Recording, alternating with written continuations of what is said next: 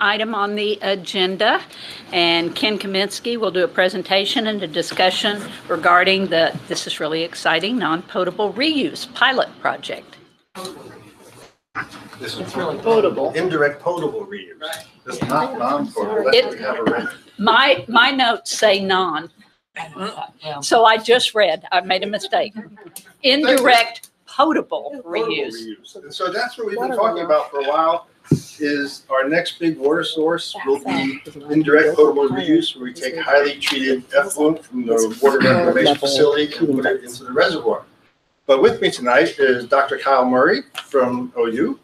And an important piece of this puzzle, before you just start putting stuff in the reservoir, is to find out what you have and the background of what the reservoir is and how well our treatment process works right now. I mean, how well are we treating what we're supposed to be treating before we go into the next step? And so Kyle and his students did a lot of work, and that's what he's going to explain is essentially our background and what the reservoir is and what's in the reservoir. So I'll leave it up to Kyle. For Dr. Murray. Thanks, Ken. Kyle. Ken didn't mention that this is our fourth presentation as a duo, a duet. I don't know. We don't sing, but yeah. But we've done this 4 times. We first presented to Midwest City, and then we presented to Del City, and then we presented at the Governor's Water Conference. And the idea that Ken and I had was that we would share the same message with everybody, so everybody's on the same page. So unfortunately, we got a little bit jumbled because what you have printed out is a little different than what I have on the slides. Oh, no. What's printed was what we presented at the Governor's Water Conference. We had a shorter time frame. And what I have in my slides is what we presented to Midwest City and Del City. But Kyle, I probably...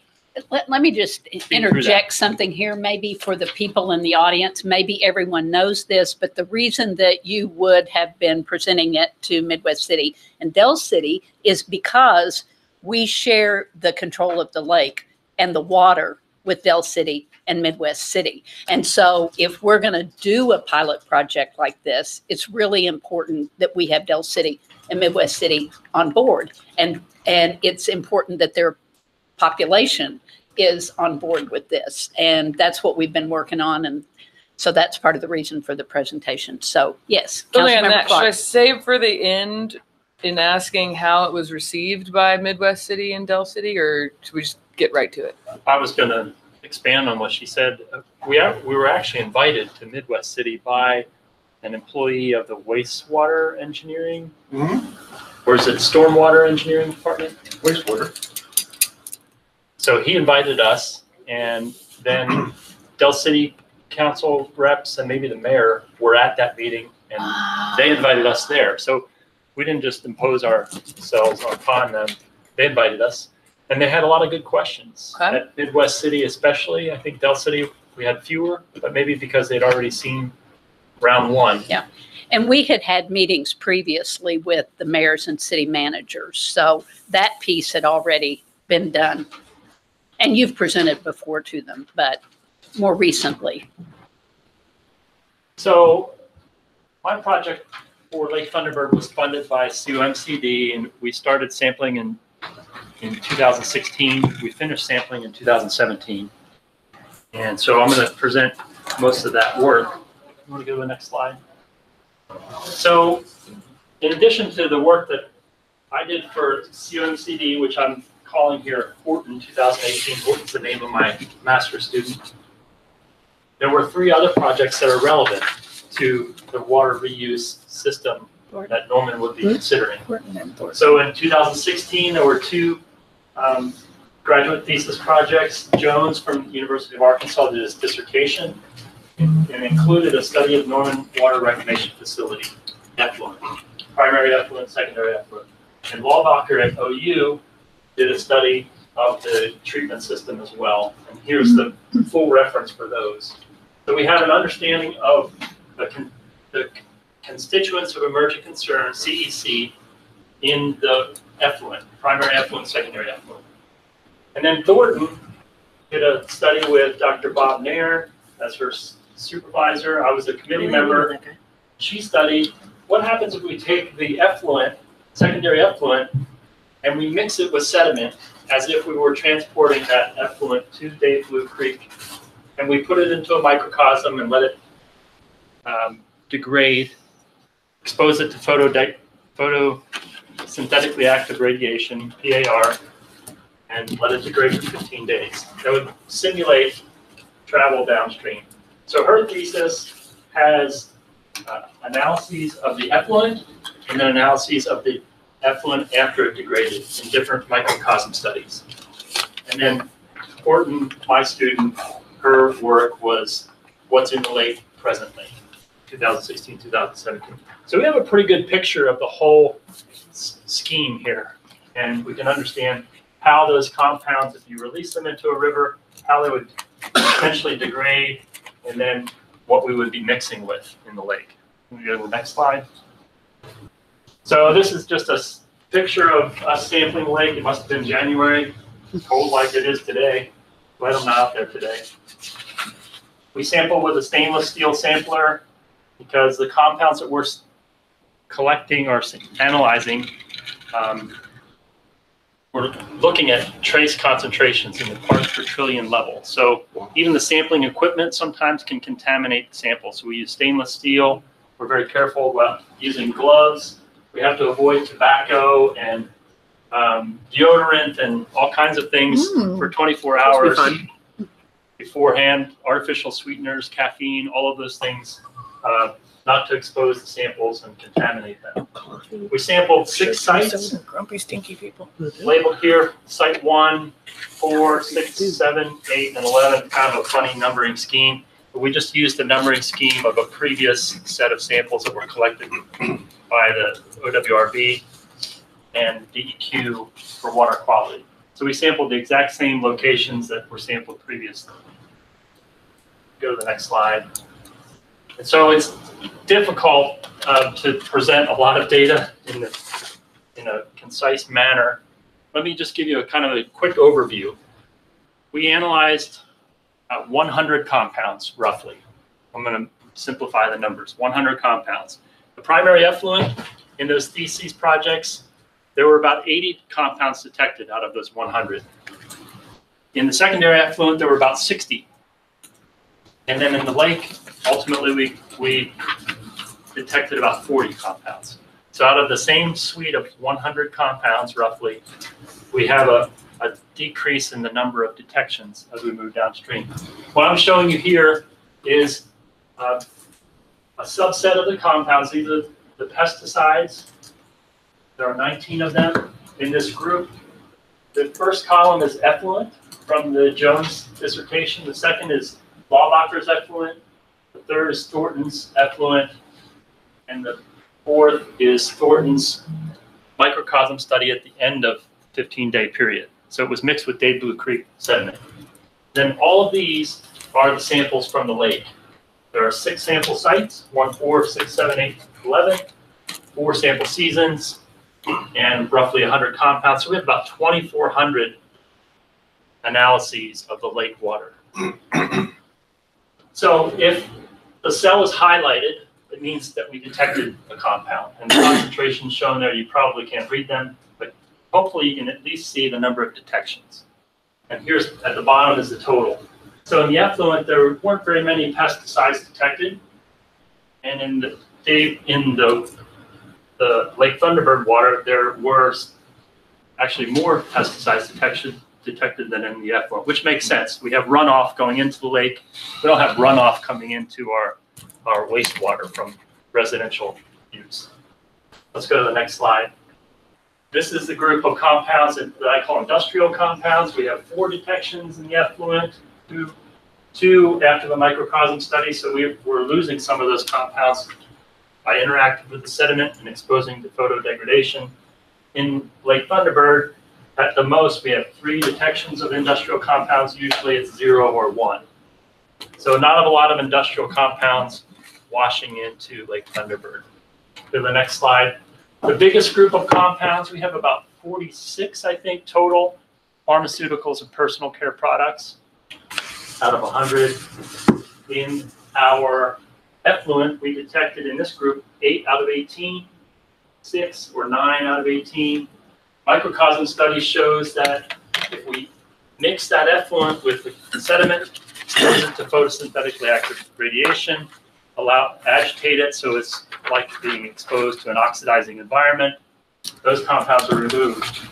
At least some of them are. We only have 2 detections. In Lake Thunderbird, we have at most 1 detection of this group of EPCPs. Go to the next slide. Kind of the same story here. Another group of pharmaceuticals, personal care products, 18 here. We have 10 detections, 6 and 9 detections in the effluent. So as we consume and use pharmaceuticals and personal care products, it goes into the wastewater, and it's still prevalent, at least to some degree, in the secondary effluent. But our microcosm study shows that sediment, photosynthetically active radiation, and oxidation will remove those compounds again. Lake Thunderbird, not a lot of compounds present. Next slide. The last group of pharmaceuticals, personal care products, I think these are the ones that are in your handout only. Pharmaceuticals. Again, effluent, we have 3 to 7. Microcosm study, we're down to 1. And then Lake Thunderbird, 0 to 1. Next slide. Hormones. So I'm showing you all 100 compounds. We have 1 detection of hormones in the effluent, 3 detections in this case for Thornton's thesis. But at the end of her microcosm study, all 3 of those are gone. No longer detected. In Lake Thunderbird, occasionally we'll have a detection. Normally there are none. Last slide, other compounds. These are artificial sweeteners, the first 2. There's caffeine, there's a nicotine degradant, there's DEET, which is applied to your skin as an insect repellent. There are antioxidants that are used in various products like paper and Councilmember Scott. I'm sorry to interrupt you. cosmetics and things like that. What are the acronyms at the top? Acronyms at the top. Okay, this is these. Yes, yes. This is just kind of a shorthand of what the sample location was. So this is at the dam. This is at the intake. Okay. This is Little River, Clear Creek, Hog Creek, and Dave Blue Creek. Thank you so much. Yeah, sorry, I didn't No, that's fine. cover that. I had no idea what I was looking at. Okay. Thank you. Yeah, they're not listed at the bottom. Sorry about that. No problem. Okay, so the 13 compounds in the other category, we have several detected. And at the end of the microcosm study, they're still detected.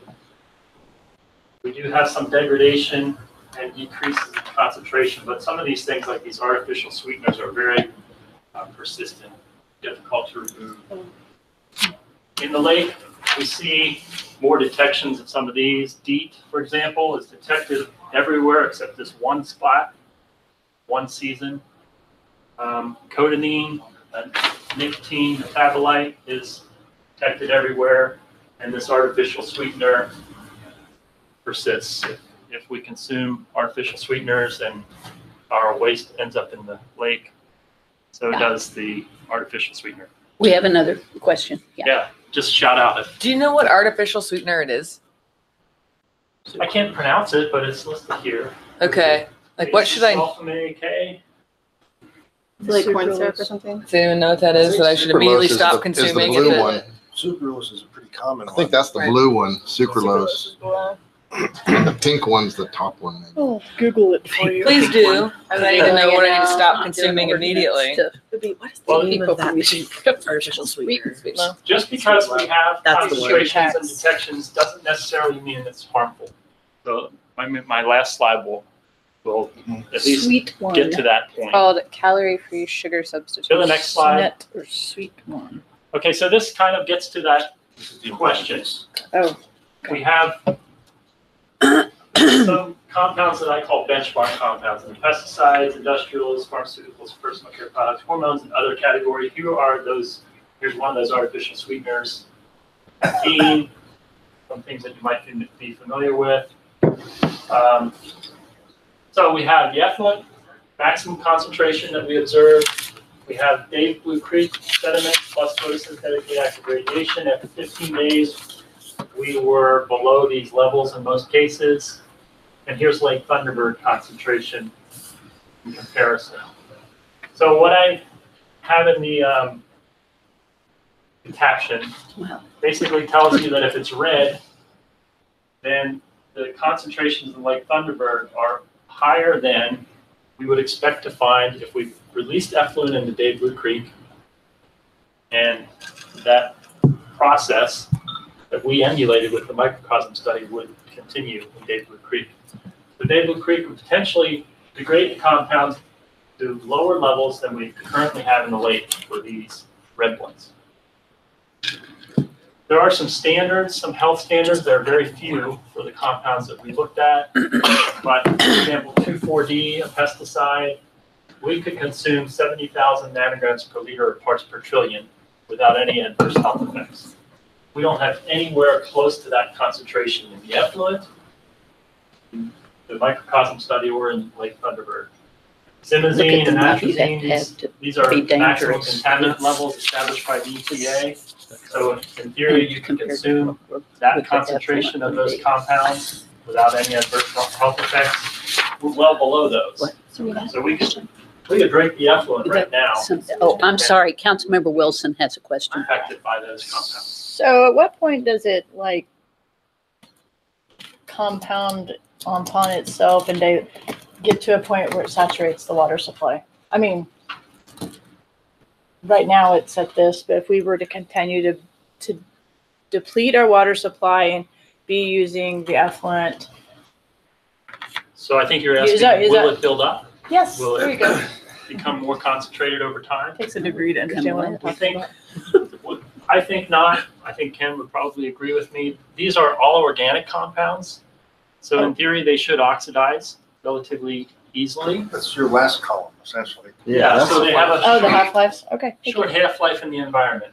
If we release these compounds, they may only last a few hours because they're So they highly wouldn't build up over oxidized. time. Unfortunately, we don't have information for every single compound in the health standard column or in the half-life column.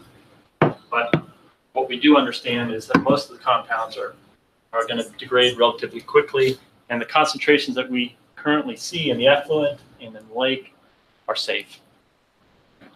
Go to the next slide.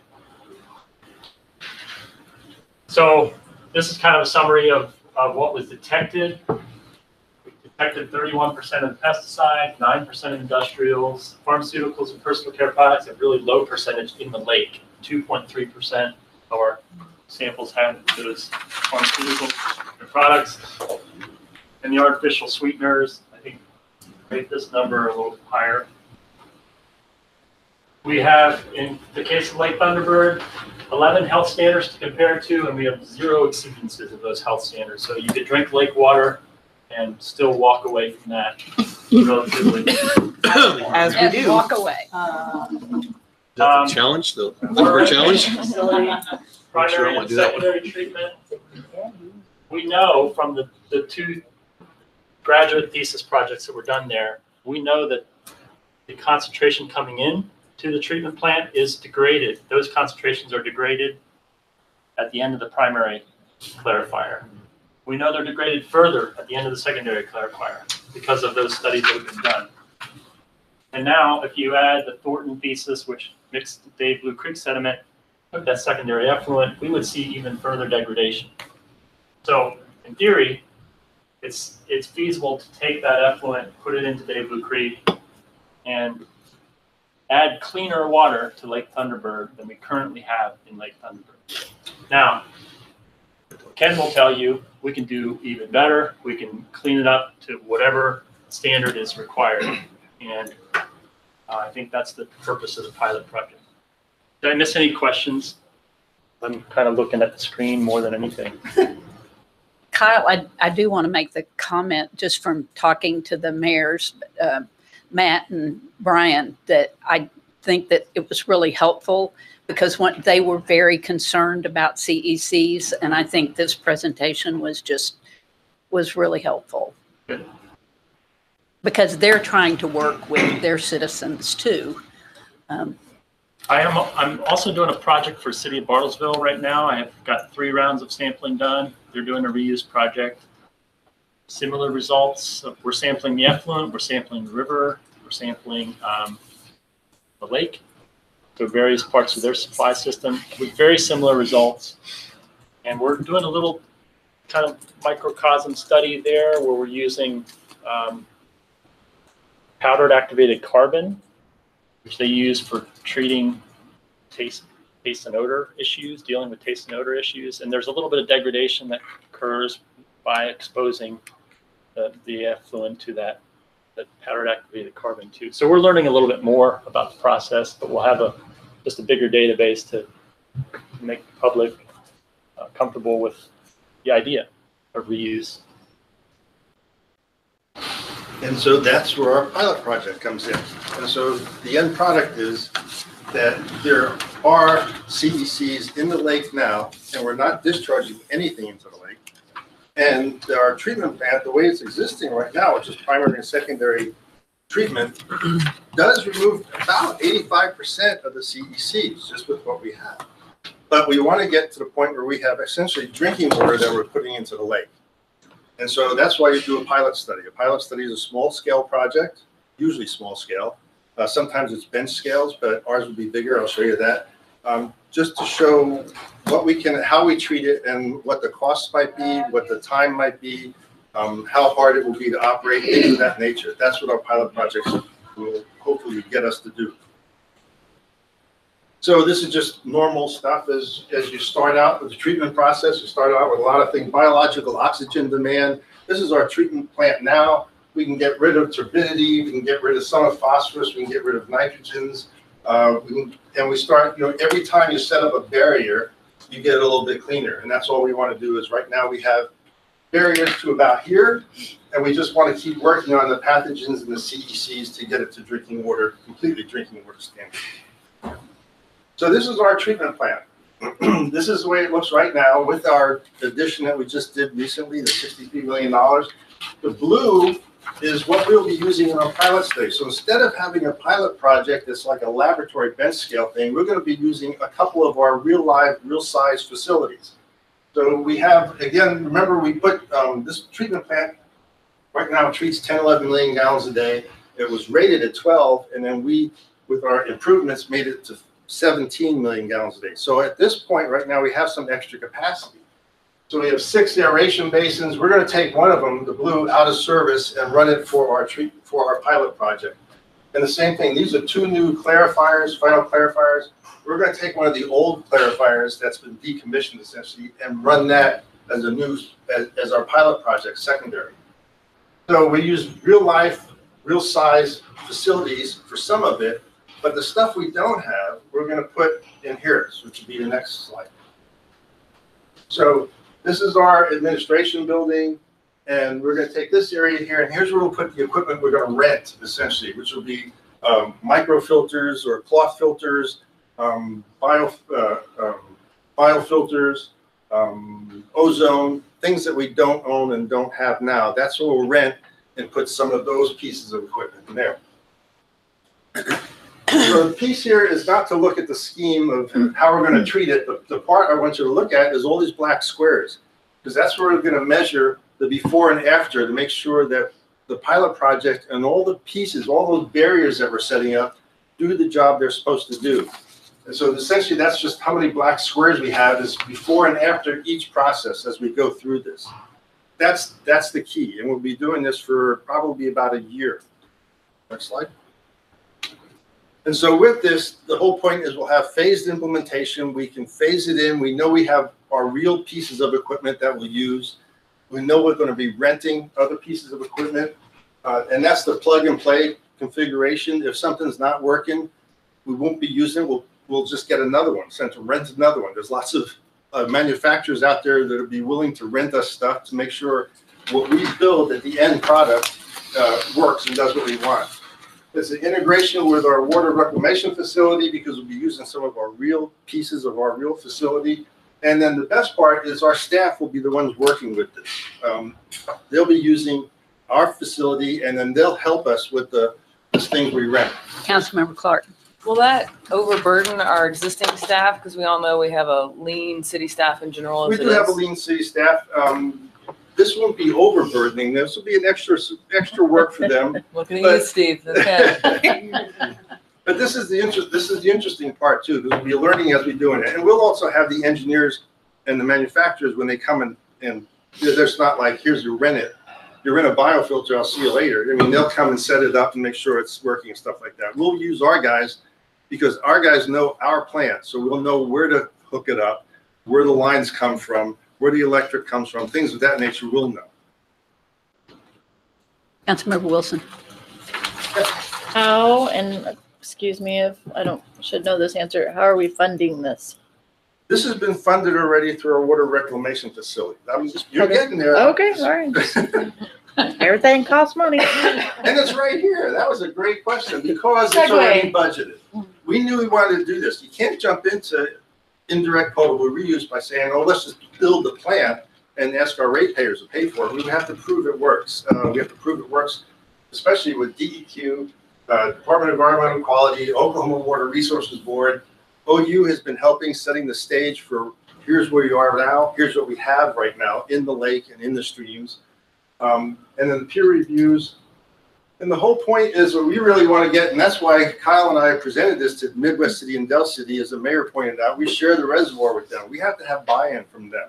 And so we would like to put together a review committee, 2 or 3 members from Del City, Midwest City, and Norman to help us with this project and to step along. They'll look at our trials and tribulations, the good stuff, the bad stuff, the things that don't work, the things that do work, and hopefully, because we're not in Midwest City and Del City on a regular basis, they'll help convey that information to their communities. So that's why we want to put together that committee to track us and help us with this. And so why do we want to do that? Well, Norman, we need the water, definitely. But it should, as Dr. Murray presented, it should also help improve the water quality of Lake Thunderbird. It'll supply a drought-proof source of water, so you won't end up with things like this. Wouldn't that be great for all 3 cities, for economic development and things of that nature, to say, hey, we have a reservoir and it will not dry up. It doesn't take more than a year or 2 of drought to have the reservoir look things like this. And so it'll be a nice thing to have. The other piece of the puzzle that is an aha moment is that these new facilities that we're going to make, the things that we're renting, eventually we'll have to buy for treatment because we'll own it, are expensive. And to treat it's going to be expensive. But you don't have to treat it all the time. Again, right now we use 10, 11 million gallons a day. We discharge to the river. What we're anticipating putting in the reservoir when it's needed would be about 5 million gallons a day. So we have the regular treatment plant we have now treating 11 million gallons. We'll take about half of that when it's needed and put it in the reservoir to make sure our reservoir stays full. These last several months have been unusual, but these last several months, the reservoir is full, which means we're not going to be treating that to that level.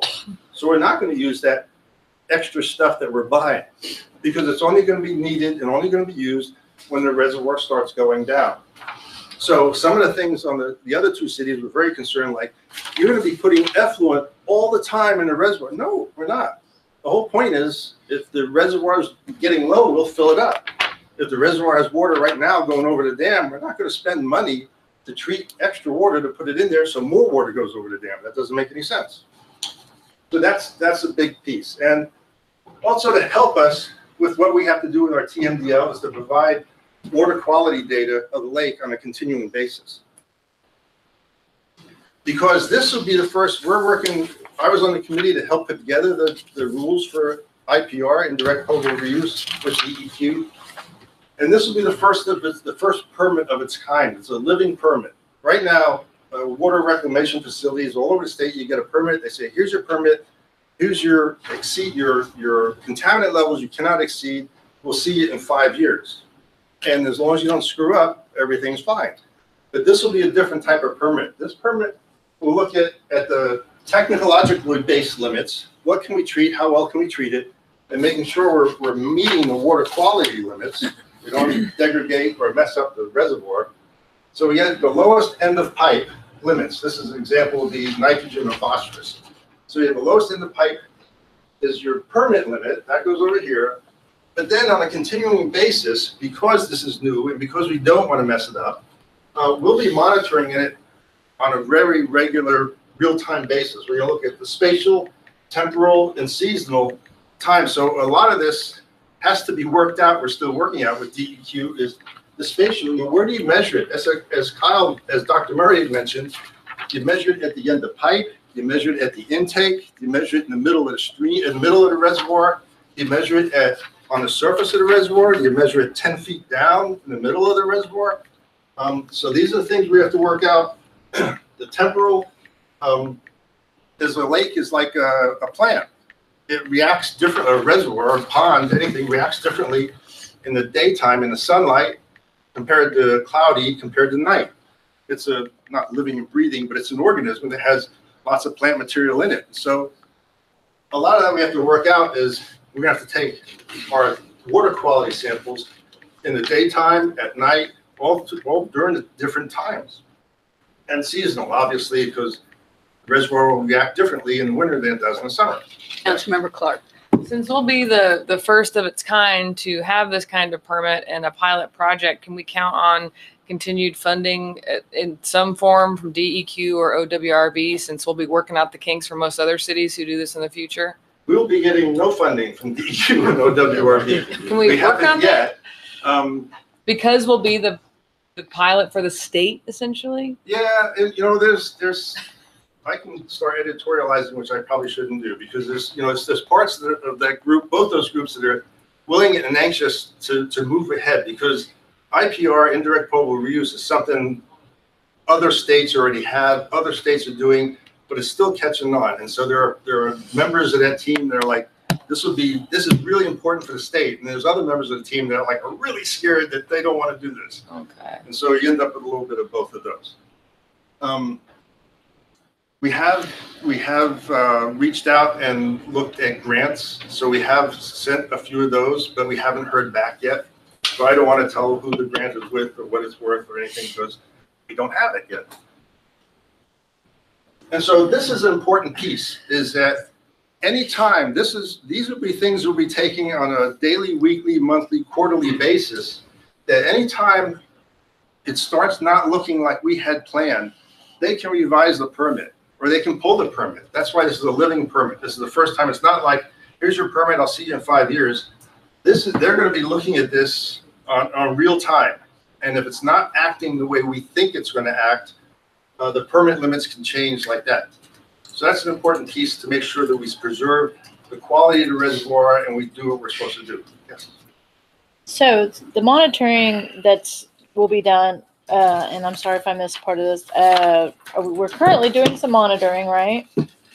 Not on a regular basis like Okay. this. These are special. When we get to the point where we're monitoring on a regular basis, can we make that part of our public message? Is there a way we Sure. could make with? Can we unscience it a little bit? Can you make it like, here's a goal we're trying to stay at, and here's where we're at, so that people have some sort of visual to know in layman's terms how well the lake is doing? Sure, we could put together things of that nature, kind of like we do right now. That Steve is our water reclamation manager, and he runs our water reclamation facility right now. So he has a graph that says every month, it's a static permit because of our permit that we have. He says, here's where we're supposed to be as far as we can't exceed this, and here's where we are. So we have a graph of that We already have every that? month, that type of Okay. thing. This will be looking at a lot more constituents that we don't look at now. I But gotcha. we could do that. Thank you. Okay, one more. Okay, so I guess we can click through this. So the pieces that we're doing, one more, is that, the current impairments, that's what Dr. Murray looked at. Everybody might have thought the lake was pristine and wonderful, but, it has a lot of nutrients and it has a lot of pesticides, herbicides, things of that nature, just because of the nature of the lake. But we have that as our base. So now we know what we're working with. The baseline conditions of the lake itself, and that's why you do a pilot study to look at the baseline conditions of what you need to rent or what we'll need to buy to make sure we can treat it. We're going to look at additional constituents, just not the ones that we looked at with Dr. Murray, but we'll have to work out a roadmap with DEQ to make sure, because there are thousands and thousands and thousands of constituents of emerging concern in the world right now. And so you can't afford to test for every one of them. So we're going to have to get a surrogate sample of things that we're going to test for on a regular basis. We have to work that out. And then the whole point of a pilot study is to do the performance demonstration to prove that it works, to prove to us, to prove to our neighbors, and to prove to our committee that it works. Yes, Councilmember Hickman. Ken, do we think that by doing this reuse, it's going to improve the quality of the water in the lake if everything goes the way we project? Yes. And would that be something we would be looking at relative to the constituents in the lake, the data that we would be measuring? Absolutely, yes. And are those constituents relative also to the TMDL requirements that we have imposed on us right now? Kind of, sort of. What does that mean? We're going to look at a lot of the water quality constituents that the TMDL does not look at, which would be the CECs, and make sure that we make sure it's drinking water essentially that we're putting in there. The TMDL will look at some of the same things we'll be looking at, which is some of the nutrients, the nitrogens, the phosphoruses, and things like that. Usually from a water reclamation facility, we do not even think of turbidity. I mean, we don't have that. We don't have that in our effluent. And so some of the things that the stormwater group will be looking at very, very carefully, because they'll be, we're going to look at what comes out of our treatment plant, as you can think back of Dr. Murray's slide, what comes out of the treatment plant, what hits the Dave Blue Creek, and then some of these points. The stormwater group will be looking at a lot of the tributaries out here that feed into the lake, and how much, because a lot of your nitrogen and phosphorus comes from the sediment. Usually you don't get sediment in a water reclamation facility. So we kind of do have to work together. We'll look for a lot of similar things, but we're going to look for different things. They're going to look for different things. I guess what I'm getting at, or what I was assuming, was if we're putting in cleaner water from the pipe, it's not going to be carrying, I'll put it in layman's terms, dirt, erosion, turbidity, with it into the lake. That if you have, half a cup of water and you pour another half cup of water in it, and the bottom half is, got food coloring in it, that food coloring gets diluted as you add more water. Right. So I'm assuming basically that the turbidity, the sediment in the lake that's causing some of the TMDL issues, if we're putting in clean water that doesn't have that content, would dilute that in the lake as a theory. And it's not an easy answer. And what you're saying in theory is absolutely correct. You'd think if we're putting 5 million gallons a day of really good clean water, we should clean up the lake. But as I also mentioned, probably these last couple of months, we wouldn't put anything in. And there's a lot of runoff that's going into the lake right now to make it full. So we're not helping the lake during that time at all. The other piece of the puzzle that people are concerned with, that's why I want to do lake modeling, is when we had that picture, the lake is really, really, really low. And we're the only source of water into the lake. We want to make sure that, as the council person said, we're not, council lady, council member said, we're not increasing the concentrations by just having it go through over and over and over again. So it's not like an easy answer, but obviously that's the stuff that we're going to be looking at as we look at our permit and keep it live to make sure we're doing it right. Well, last question. How long do you think thank you. How long do you think it will be before we have some meaningful data to look at as to the potential effects on the lake from this process? A year, 2 years, 5 years? We did that's one of the things we have to agree with DEQ and OWRB is the modeling piece. We did a preliminary model, and we said that it's part of our TMDL report is that we can clean up the lake. Part of the report we had for IPR, we said we can clean up the lake. I forget what a number of years. We can clean it better than it is now. But we have to get everybody on the board to make sure that it's almost like economists. There's a lot of modelers, and everybody has their own idea of which model works better. We have to agree on the model, and then we have to make sure that we have the right numbers coming out of our pilot demonstration and say, this is what we're going to be putting in the lake. Ken, so even once we have that data, then we want to start looking at actually starting into potable reuse or indirect potable reuse. I didn't want to put the non in there again. Yeah. And so what's the timeline on that? Where do we, if we can get everything to fall in place and Midwest City and Del City is convinced that by the data that we've gathered, and we're working with them, how long do you think it would be before we can actually start doing, start putting the effluent in the lake? We have the engineering report to DEQ and OWB now, so we're waiting for their concurrence. Again, they've never done anything like this before. And so they said, well, why don't you just do it? And I said, no, we don't want to spend $2.5 million on a pilot study and then have you guys say, oh, did you think about, we want everybody on board right now in the beginning. We don't have their concurrence at this point. So we're still waiting to hear back from them.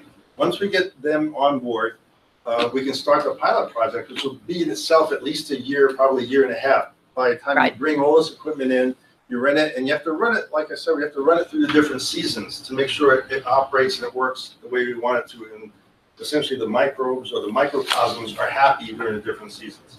So, we're kind of down the road a little bit. It'll be a year and a half before we get that, yes, this works, I'll drink the water that comes out of here, the type thing. And then we have to start building the process. Then you have to build a project. So, I mean, at one point, I know we were talking about like 5 years, or do you think we're? Very realistic, yeah. Okay. Councilmember Carter. I have a question for Dr. Murray, and we don't have the pesticide chart here, so I'm just asking. If I recall, at the end of the microcosm study, there were some pesticides that were in fact higher. Wasn't that correct? In the lake? Well, at the end of the last sample before it hit the lake, to me signifying that they was getting contamination from runoff during that period of time. And so that goes to Bill's question, I think, about cleaner water, in terms of turbidity might be one issue because it is clearer because it's clear. But if you're still accumulating all these pesticides from the environment on the creek, right, you're running it down a creek, you're not helping that, because it's coming out of the water treatment plant essentially with none of these compounds. It's accumulating compounds in the creek from runoff. Right. It's being blended. It's not the same product leaving the plant as it is going into the river. So I think that's a correct assumption. Yeah, so that's correct. If you just look at the pesticides as a group, the lake has more pesticides than you'll ever have in your effluent. Yeah. So you would be improving the water quality by that measure. And why the effluent's running in there with less pesticides maybe than it would, it's still not going to dilute it enough to make we don't know, but that would, I would assume, be part of it. We're not going to dilute the dilution effect of the $5 million of effluent. 5 million gallons of effluent is not going to be significant enough to offset the total count of many of these compounds in the lake. Yeah, it's going to depend on the rainfall and the runoff. A lot of variables that occurs. Yeah. And so then the second question I was wondering about was estrone, because that's one that was coming out at a very high concentration or in the effluent, and it is a fairly stable with a long half-life. So these additional, I'm not sure what was the term for your this process that we're doing, your acronym for that, the pilot modules. Yeah. That's going to, in effect, look at compounds like that. Yes. Because this, yes, as a comment in general, I'm a local. I'm a local Okie, grew up going out there in that lake. I understand the science, but all my high school buddies that flunked chemistry don't get it. And so there's a public and I think the first time the mayor brought this up, I had a pretty dramatic reaction to this. Like, are you out of your mind? Like, I don't want to be the guy hanging out at the lake that voted to do this, and face the ridicule. But, seeing what you're doing, I think there's a public relations issue. Yeah. Obviously, you saw the reaction of Midwest City and Del City. So back to what Sarita, Councilmember Wilson said about, Council lady. you know, the terminology, you know, and making it in a form that we can understand. And then just looking at all those compounds, of course, the pesticides look great. But I think, you know, to me, estrone is a little bit of a dinger, you know. I think when you're getting into hormones, you know, that's going to be something that could raise a red flag. So I'll be real interested to see how that, through this pilot study, where that is and what filtration methods are necessary to remove that compound. And if you've got that compound out, you really do have pure water going into that creek. And then it's our responsibility to fix the creek That's correct. between its, Right. We can only clean up so much. we can only, everything is- yeah, Right. yeah. which gets into stormwater. Exactly. That's why we have to work together. This is Yeah. not this is not an end all to clean the Yeah. reservoir. This by itself won't do it. Exactly. We've been working on this for a few years now. I mean, Yeah. 3 or 4 years now. We had a few seminars at OU on reuse and invited the public and invited DEQ and we've tried to work through this so that people are more aware of it and understand the science.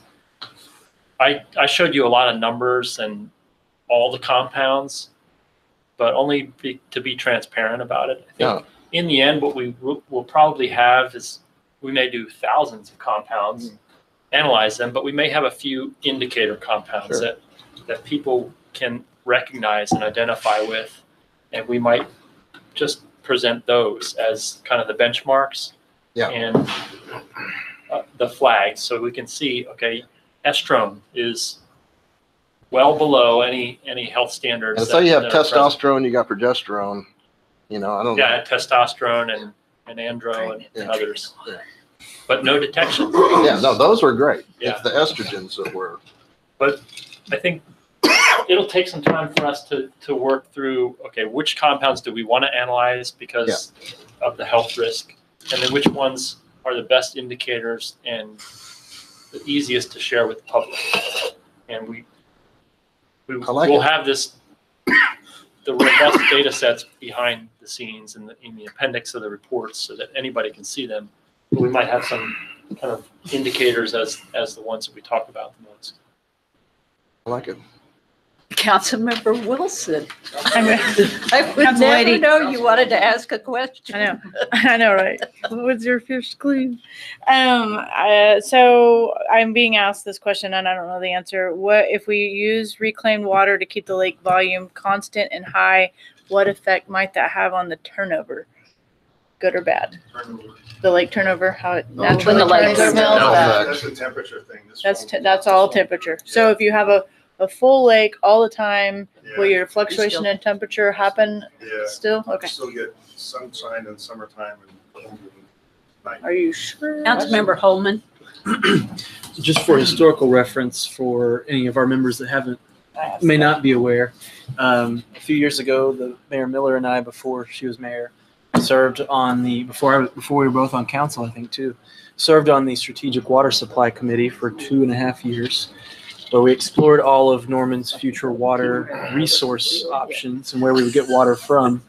And the primary thing that we came to is that we wanted to remain water independent, and the best way to not have to rely on Oklahoma City or building a reservoir with another city somewhere else. The only way to do that was to find a way to use some of that 11 million gallons of treated effluent or that we have every day going into the Canadian and using that to supplement our water resource in the lake. So that's where I think really where we came out of it was that's what we're relying on in our strategic water supply plan to supply our primary water resource going into the future for Norman to make sure that we're water independent is getting this done. Exactly. And that was like 5 or 6 years ago. That was quite a while 2012 to ago. 14. Yeah. About to get Yes, Councilmember Hickman. I think this is a great idea, and I love that we're getting this data on the water quality. But my other question I had is, are we also going to be doing any kind of tracking or analysis to ensure that we're being cognizant of any wildlife habitat and potential impacts of putting this into the lake and how we would put it into the lake? I don't know, because Don't know if there would be or not, but it seems to me logical that that I would like for us to be sensitive to that situation. Yeah, absolutely. That's their job. And they're the ones that hammer us constantly. DEQ is more or less drinking water stuff, and these are reservoir and stream and all the things you just mentioned to make sure that we're not endangering the habitat of the little invertebrates. I mean, we can take a lot more chemicals than some of these little things. And so that's their job. And this is the end product of who we're working with to try to get this to work is the regulatory. We have these two main things in Oklahoma. There's City of Norman, COMCD, who manages the lake. The Bureau of Reclamation, it's their lake, still a federal lake. It has support letters from Senator Inhofe. And then we're working concurrently with, in addition to OU, other organizations that are looking very carefully at what we're doing. They want to monitor how we're doing this. So we have a lot of proof to get there.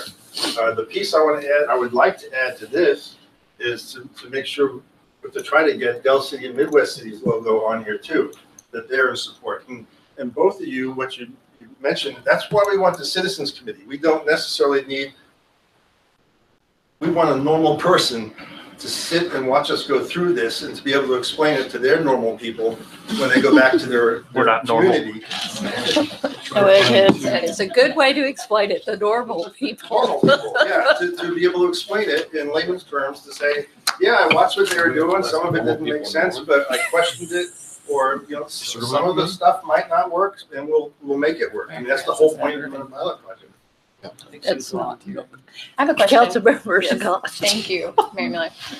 So OU does a, like, what's in your water quality report, I think annually, and sends it to students. Does Norman have something like that? Yes.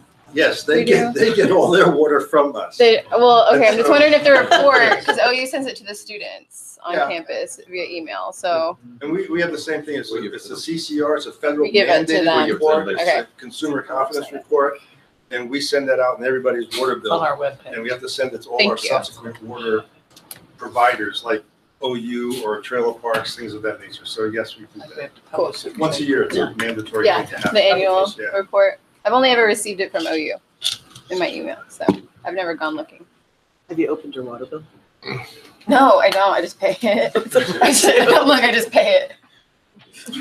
Okay, that was it. Councilmember Castleberry has a question. I just wanted to add something on the strategic water supply plan. I think after we were doing this, it was envisioned that the Ward 5 council member would be the first person to drink this stuff in a On public meeting and stage. stuff. So we got, Council sure lady, you got that. But I'm in it. Were you I've here got when you it. said it I'm was brave. safe and that you could walk away drawing water after Yes, drinking? she can do before and after. You could do- I have a well. Any- So. Okay. Like Thunderbird. It's your Any lake, it's your other ward. questions? We have about 6 minutes till council meeting starts, so I move adjournment. Thank you, very good. I am freezing. It's getting colder, I think. I've got to quit